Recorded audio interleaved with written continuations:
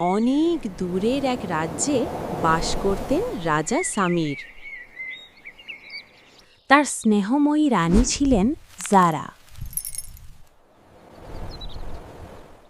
তাদের ছোট্ট ছেলে ছিল রায়ান। রায়ানের বয়স তখন মাত্র 2 বছর। সে ছিল খুব হাসি খুশি, চোখে সারাক্ষণ কৌতূহল আর মুখে মিষ্টি হাসি। এক শরৎকালে রাজপরিবার সিদ্ধান্ত নিলেন পাহাড়ি এলাকার এক নির্জন সবুজ উপত্যকায় কয়েকদিন কাটাবেন। সেখানকার নাম ছিল নীলাভূমি। চারপাশে উঁচু উঁচু পাহাড়, ঝর্নার কলকল শব্দ আর বাতাসে পাইন গাছের মিষ্টি গন্ধ।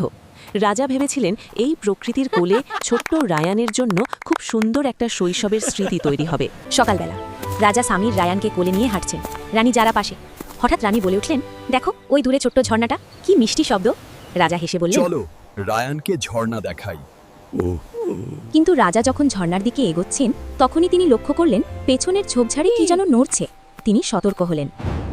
কে কে ওখানে?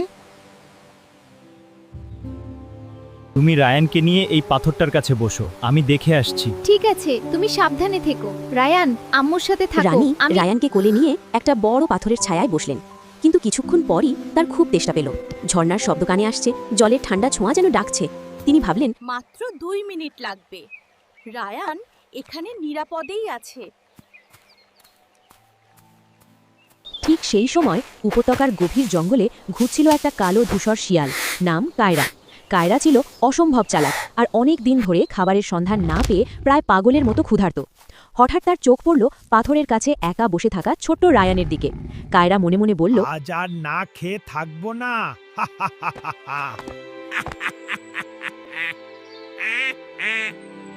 কায়রা রায়ানকে মুখে নিয়ে ঝোপের মধ্যে পালিয়ে গেল।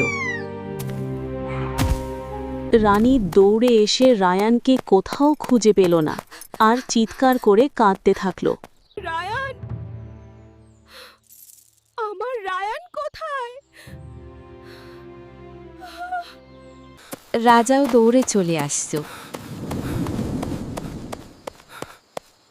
রাজা আর রানী অনেক কাঁদল।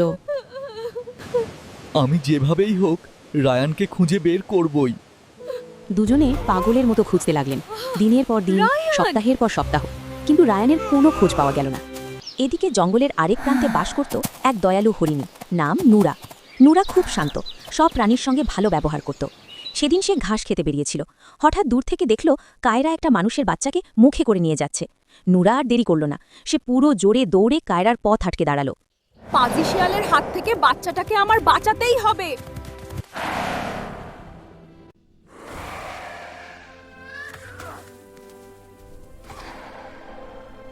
অনেকক্ষণ হাড্ডাহাড্ডি লড়াইয়ের পর নুরা জিতে গেল এবং খুশি মনে রায়ানের কাছে গেল।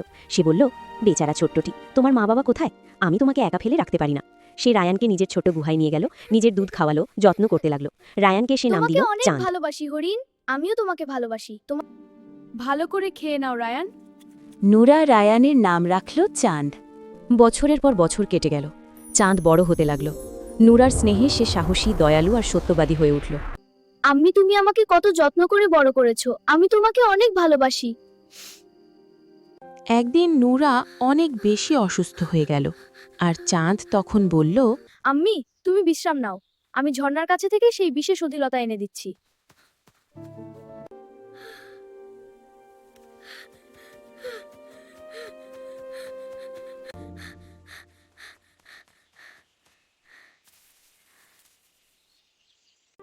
এখন আমি এই লতাগুলি দিয়ে আম্মিকে সুস্থ করে তুলব।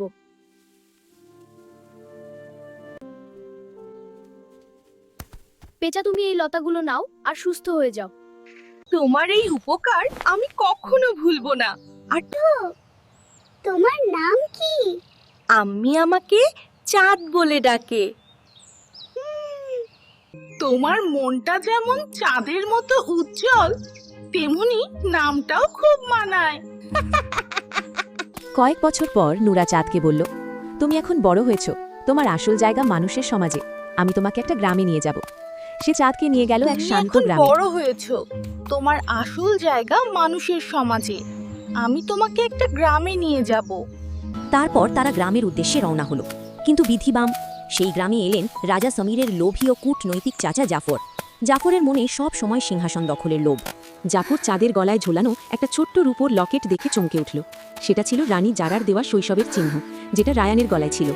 জাফর মনে মনে ভাবল, যদি এ ছেলেটা রাজবাড়িতে ফিরে যায় তাহলে তো আমার সব পরিকল্পনা শেষ। জাফর রায়ানকে বলল, চলো বাবা, আমি তোমাকে রাজমহলে নিয়ে যাই, সেখানে তোমার জন্য ভালো ব্যবস্থা করে দেব। চলো বাবা, তোমাকে রাজমহলে নিয়ে যাই। কিন্তু জাফর রায়ানকে দাস হিসেবে রাখল। একদিন রানীর দামি কণ্ঠহার চুরি হয়ে গেল।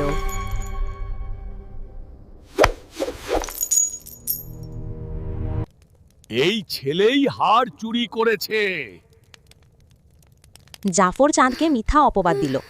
কাঁদতে কাঁদতে চাঁদ বলল, আমি নির্দোষ। তাকে ফাঁসির আদেশ দেওয়া হলো। জাফরের কথায় রাজা চাঁদের ফাঁসির আদেশ দিলেন। ফাঁসির আগে চাঁদের শেষ ইচ্ছা শুনতে চাওয়া হলো। চাঁদ বলল, আমি শেষবার সেই পাহাড়ের পাথরটার কাছে যেতে চাই, যেখানে আমার সবচেয়ে পুরনো স্মৃতি আছে। রাজা অনুমতি দিলেন। চাঁদ সেই জায়গায় গিয়ে গোপনে সেই ঔষধি লতার পাতা চিবিয়ে খেয়ে ফেলল, যেটা পেঁচাকে সুস্থ করেছিল।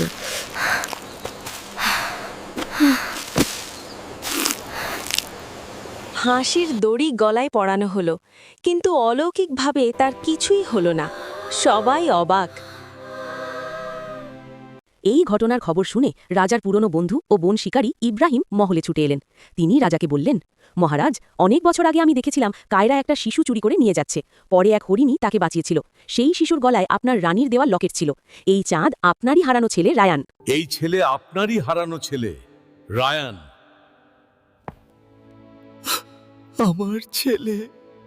আমার ছেলে রায়ানকে আমি হারাতে যাচ্ছিলাম। এখনই রায়ানকে মুক্তি দেয়া হোক আর জাফরকে কারাদণ্ড দেয়া হোক। সব কিছু শুনে রাজার নির্দেশে নুরাকে জঙ্গল থেকে সম্মানের সাথে রাজমহলে নিয়ে আসা হলো। আম্মি, তুমি আমার 2 মার একজন। জাফরের শাস্তি হলো এবং নুরাকে সম্মানের সাথে পরিবারে স্থান দেওয়া হলো। রায়ান তার আসল মা বাবাকে ফিরে পেল, আর নুরাকে সে কখনোই মা বলে ডাকা বন্ধ করল না। 2 মাই তার জীবনে রইল, একজন রক্তের, আরেকজন ভালোবাসার।